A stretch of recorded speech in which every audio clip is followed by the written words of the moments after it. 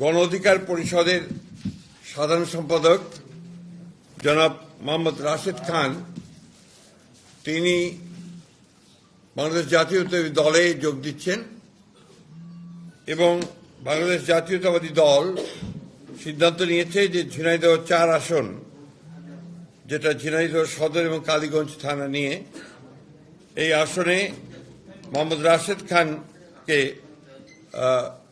ধানের শীষ প্রতীকে নির্বাচন করার জন্য মনোনয়ন দেওয়া হচ্ছে।